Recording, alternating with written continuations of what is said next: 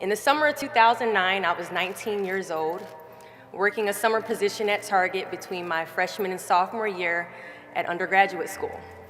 I was working in the women's clothing department, and I noticed a lady staring at me from across the aisle.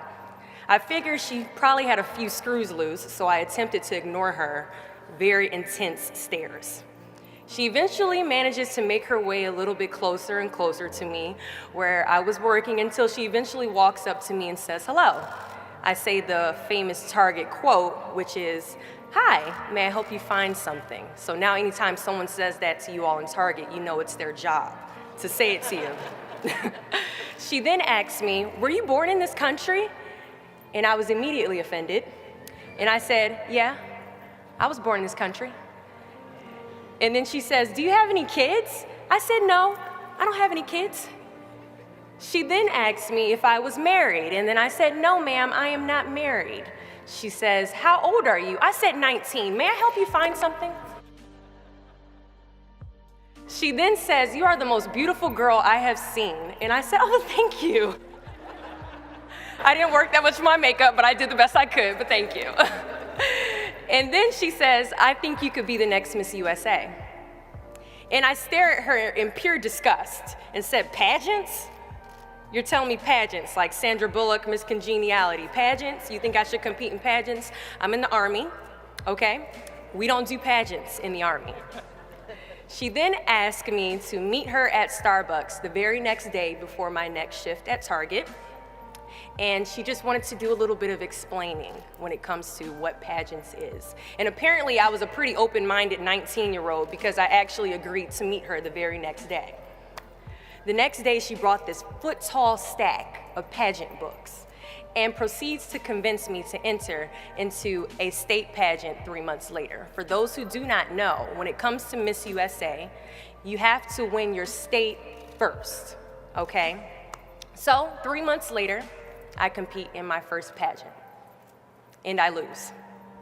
I go back the second year, compete in the state pageant. I lose. Go back the third year, compete in the state pageant, and lose. Go back the fourth year, compete in the same pageant, and lose. I go back the fifth year, y'all.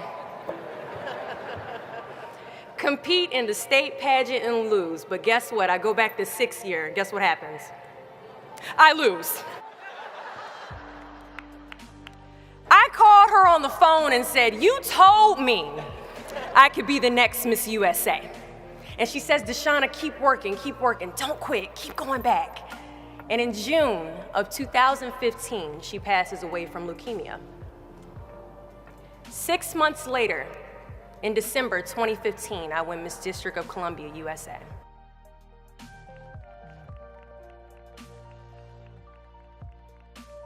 And 6 months after that, in June of 2016, I become the first soldier to win Miss USA.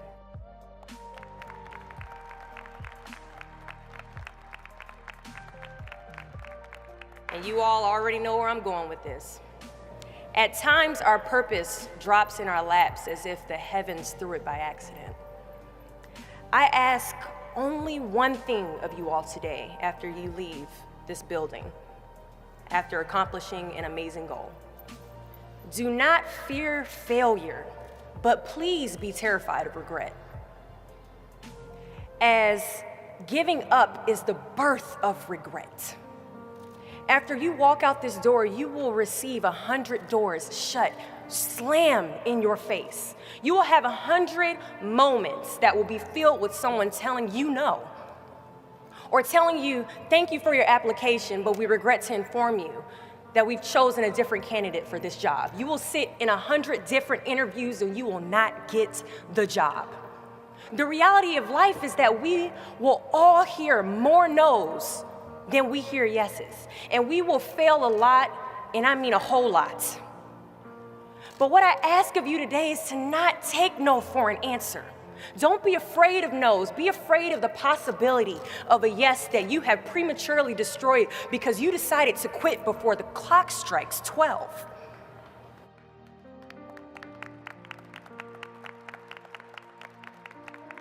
You can ask anyone, friend, family, anybody. I love a good no. Please tell me no.